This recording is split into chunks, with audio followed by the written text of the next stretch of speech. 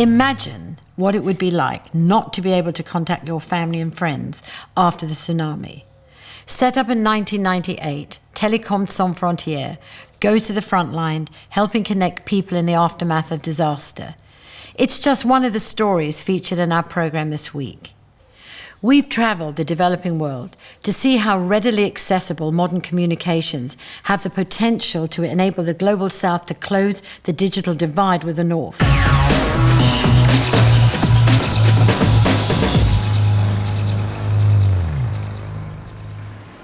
When the tsunami struck Sri Lanka, it killed over 30,000 and left hundreds of thousands homeless and destitute.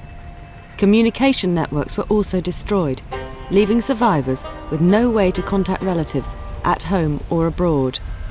Migrant workers are the highest earner of foreign exchange for Sri Lanka, and thousands of families were anxious to call their overseas relatives to tell them the latest news. In the days after the tsunami struck, aid agencies began pouring in to the worst affected areas to help rebuild homes and lives. Among them, Télécoms Sans Frontières, TSF, brought global communications to the worst hit areas, where power and telephone lines had been swept away. TSF arrived with the French governmental flight and very quickly start the operation, and first help the NGOs to, like a center, to organize the first telecommunication with a satellite, because everything was broken. Hello, you got a phone call from Sri Lanka, hold the line. In the days following the disaster, TSF provided NGOs on the ground with satellite facilities to make more than 2,000 telephone calls, and travelled through refugee camps with satellite and mobile phones so survivors could make one national or international phone call to anywhere in the world for free. In the weeks since the disaster struck, initial contact calls have gradually declined, but TSF continues to help survivors keep in contact with relatives, particularly the many working abroad. We continue to visit the camp, the villages, and find the affected population. So every day we propose our service, and we can have around 100 calls a day, and 80% is for international calls. TSF covered the south coast from Hambantota to north of Hikkaduwa on the west coast. Sometimes they visited the same camps and villages 2 or 3 times. The first contact was to explain to their families that they were alive and everything was okay.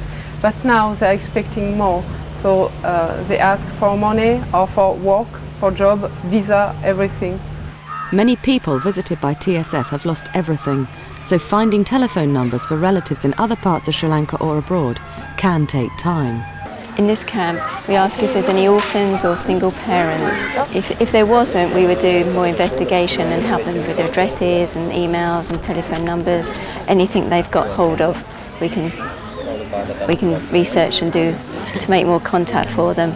But luckily, in this camp, everything's okay. Good news.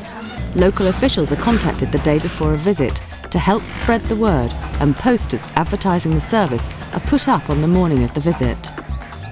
Today the team is visiting Totomuna, close to Matara. TSF is supported by the Vodafone Group Foundation and uses the latest in portable satellite phone equipment. It can be set up in minutes and means they are independent of the country's phone networks. They are satellite phones. You can get connected everywhere in the world with that. Practically all the landlines were destroyed, so these little toys were very helpful. You can connect to the internet and you can have a fax machine as well. This is the aerial. We're just trying to get a better signal for the phone. Hello, please hold the line. You have a call from Sri Lanka. Hold the line. She lost her oldest daughter, and she's describing her that she's living in a camp in Mathura at the moment with the others. And this is their first time contacting their relative who's in Israel for the first time after tsunami. Yes, actually she's very pleased, she said. For the very first time they spoke to her. Sometimes yes, very emotional. We could be very sensitive of certain person who has a special connection, yes. Yeah. Some of those hit by the tsunami are reluctant to leave their homes, particularly after dark. But because the TSF equipment is so mobile, the team can travel further afield and contact people who were unaware of the service. We're just finding all the people that haven't actually made it into the camp tonight, and this is like a local area. So we've come here and we're going to make as many phone calls as we can. Yes, we can spend 20 minutes to find the right number, but the results, it's so beautiful when you can see the people who speak together. They are connected. It's wonderful. Buckinghamshire in the United Kingdom. At a sports ground, members of another international aid team are put through their paces. They too were in Sri Lanka after the tsunami. Hands On joins them as they train for their next rapid deployment anywhere in the world. This organisation doesn't bring water, food or shelter, but what it does bring is vital to the fast and efficient delivery of all these things. Without it, many other relief agencies would be lost, literally. These volunteers get help from the heavens with the latest in GPS satellite receivers. MapAction's staff combine global positioning system data with information from other sources to create maps tailor-made for agencies delivering life-saving services to the needy. We go to the scene of a disaster and we start gathering information on the situation as the crisis unfolds, and we then put that information onto a map. It's actually a fairly simple operation, setting up the field base. You have a tent for services there, and we have the operations tent, which is actually where the maps are produced. We send out field teams who go out equipped with the satellite global positioning system, the GPS units, and they go searching for information that is required by the relief agencies.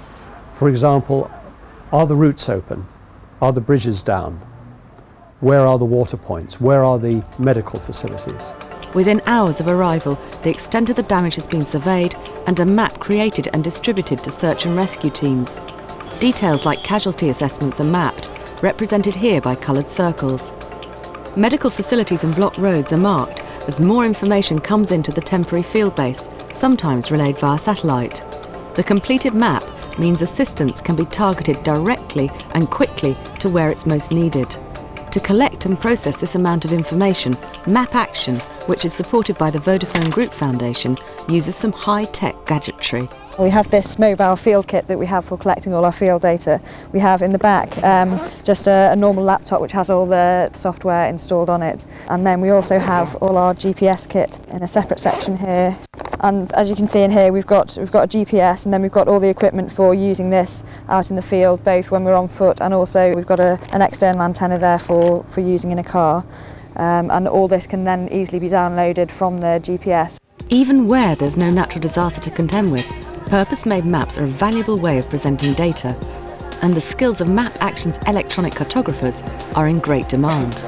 Hands On followed two of MapAction's volunteers on a mission to the informal settlements around Delhi in India. What we were set out to do was to create an entire database for low-income settlements in Delhi. What MapAction helped us do was train a lot of our students and facilitators who went out in the field and got GPS readings for the different water zones that we were mapping. Well, the map created the geographical locations of these low-income settlements within Delhi.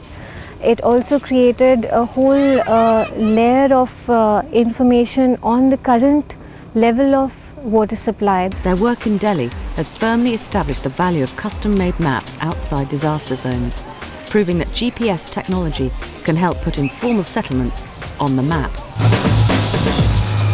This is Kafanchan in northern Nigeria. It's an unlikely place for a digital renaissance, but people here are eager to join the information age, use computers and get online. The Fansuam Foundation started as a microfinance project with only 25 clients, but the project turned out to be a huge success and administration became a problem. But when you hit 2,000 clients, the paperwork just got out of hand. We began to computerize our microfinance records. Then we began to use spreadsheets.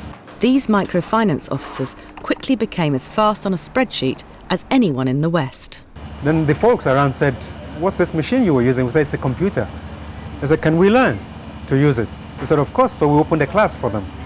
And it's never stopped since then. Classrooms are full 5 days a week, and in the new internet cafe, you can surf the web and send emails. Now they're working on a revolutionary alternative computer, tailor-made for the developing world, that uses solar power.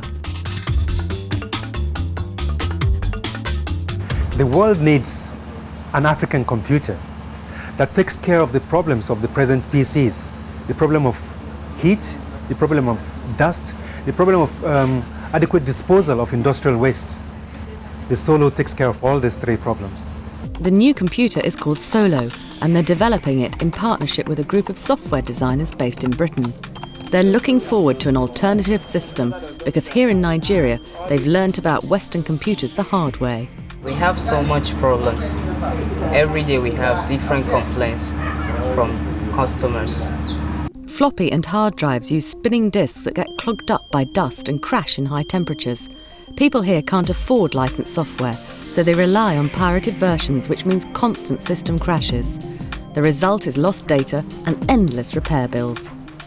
The Solo computer is designed to get around these troubles, and Fansuam is now field testing the latest prototype. So what's it like when you first opened this up? Oh, I was like, wow, what a surprise. It looks very tiny, just like a single card from the motherboard of a normal PC. It comes with all the same ports and connectors as a PC. The most obvious difference is the wooden case. There are no moving parts to fail. The hard drive is replaced by a flash card, and most important of all, it's been specially engineered to work with very little power, so all it needs to run is a solar panel. But what's it like to use? The Solar computer runs an open source operating system that's free to download. It's similar to Windows or Macintosh operating system that other computers also use. The advantage of Linux is that it is free. You could download it off the internet and install. Again, it's a virus-free environment, very user-friendly. It runs applications for spreadsheet, word processing. You have PDF viewers for viewing PDF files. So it's wonderful. It can serve the purpose that any computer would actually do for you. Fansuam Foundation will soon produce solar computers for the general market. They're already giving workshops and demonstrations to potential users of the new system. Or you probably have very limited power supply, and so you will find it very, very useful in such environments. But although it seems to be the perfect computer for the developing world, there's a big problem: the price tag. A new system like this is going to cost around $1,200, far out of reach of anyone here. We've had people who have said the cost of the Solo was high. But we tell them, no, the cost isn't high. If you think of a $1,200 machine that you're going to be using for 12, 15 years, that's about $100 per year. That's very cost effective. In the long run, the cost will even out because there'll be no expensive maintenance bills or software upgrades. All the same, no one here's got that kind of cash to spare, but it's not being marketed to individuals. We're not looking to litter every home with a computer now. We're looking to have communities having a few computers which members of the community can have access to. That way, they can then be in touch with the rest of the country, the rest of the world. In this new way of working, schools, clinics, businesses, any institution with a Solo computer could be a hub for the community to come together. Instead of having their own computer, users would have their own flash memory card to store their information and plug into Solo whenever they need to access it. In 5-10 years' time, my hope is that each village in Nigeria, I'm not asking for too much, each village in Nigeria can have one Solo. If one village has one Solo, the whole of Nigeria will be networked. To me, that would be moving into the 20th century for Nigeria. Ghana was the first West African nation to be connected to the internet in 1994, but access to the web is still limited. In the capital, Accra, training in computer technology and the internet is now part of the school curriculum. European students have greater access to computers, but until now there's been little opportunity for schools around the world to communicate directly and use technology to broaden international understanding. In Ghana, the Global Teenager Project focuses on the use of computer technology to connect local and international students and teachers via the internet. The project seeks to empower young people to have access to ICT, information communication technology education. And through this, we've been involved in a lot of training programs for students and teachers, and how to use basic software. It's all about students being connected, a bottom-up student-driven way of learning, and about 300 schools in over 34 countries are at this moment connected in learning circles and understanding diversity, and students are learning together. The big idea is called a learning circle. It's designed to help students use the internet to communicate with others around the world. They start by opening the circle with a chat session and sending their first introduction email, the hello letter. Then in the hello letters, you introduce yourself as the teacher for that group to the other teachers in the other groups. Then you guide the students also to write a class hello letter. The Learning Circle means emailing other students in different countries and exploring issues like the environment and human rights. In the process, students learn technical skills as well as a diverse range of viewpoints. During the 10 weeks of the Learning Circle, students gather all the information and research they found about their chosen topic. It's a two-way process between students around the world. We normally work in a group. We all come together, share ideas, get something like a memo. Then one person goes to type them out to our colleagues outside this country. I learned from Ghana that that it was a total different country as I expected, because I thought that they didn't do anything about the environment, but they do. They help it and do a lot of things to make it a good one. The best research is then selected to go onto a website that the children will be taught to design and build. The Morning Star Secondary School in Accra was selected as Ghana's best participant in the Learning Circle and qualified to build a website. We went through a learning circle and we were first.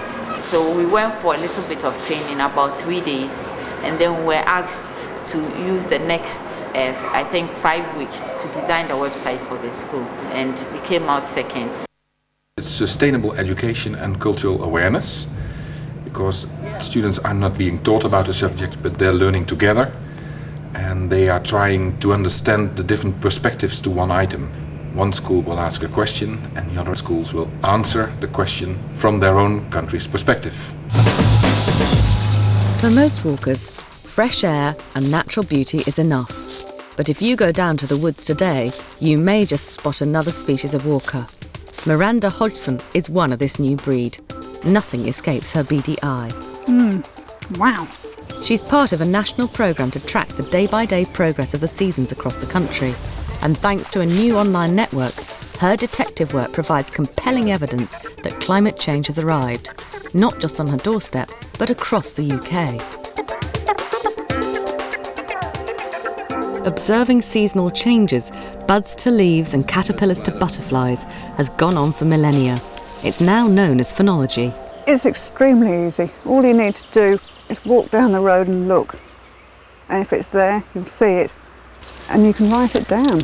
Miranda is part of the UK Phenology Network. Amateur naturalists who are given a list of species and events to look out for each year and record in their spare time. When the leaves open, when the buds open, when something's flowering, when the leaves change colour, when the fruits are ripe.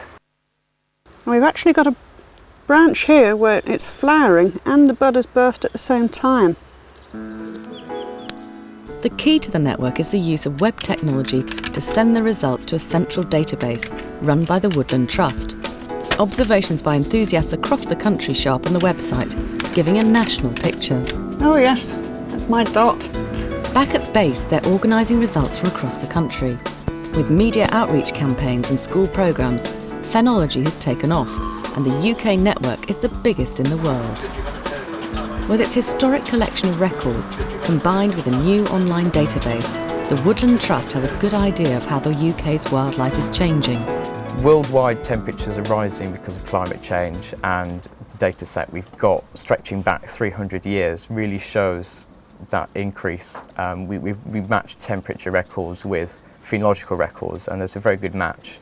And things are responding at different rates. So insects are really, on average, about 3 weeks earlier in the spring than they used to be. You can see what happens when things go awry by looking at the example of the oak and ash tree, normally found side by side in Britain's woods. Oak usually comes out earlier than ash and is responding to the warmer temperatures quicker. So as the years go by, the oak is coming out earlier and earlier than the ash tree. The database shows how the trees respond to the rising temperature. Currently, the oak comes out 3 days before the ash. But if the temperature rises a few degrees, this turns into a greater head start for the oaks. Over a long period of time, that could result in there being a lot more oak trees than ash trees, and eventually the ash trees just completely disappearing. There'll be lots more winners and losers in the future as the repercussions of climate change have a knock-on effect across the ecosystem. By using the web, even amateurs can see how their observations contribute to the global picture. So how easy is it to learn what to do? While Miranda seems to be the total tree expert, Fran Hitchinson is a novice. We gave her an hour in the forest to see how many recordings she could make. It's quite difficult in parts trying to work out what leaves are going to come out of what shaped buds, but I've got the guides and I've got the leaf ID sheet, so that's making it a lot easier. By following the instructions, you can make a lot of progress in a short time. We got the silver birch first leaf. We also got the field maple first leaf and the oak budburst. So that's quite a lot, really. For many, the process of learning how to recognise wildlife transforms their view of the world. By noticing these small changes that happen each year, it really makes people open their eyes and think, yes, things are happening, things are changing, and maybe I'm part of the problem, but maybe also I'm part of the solution.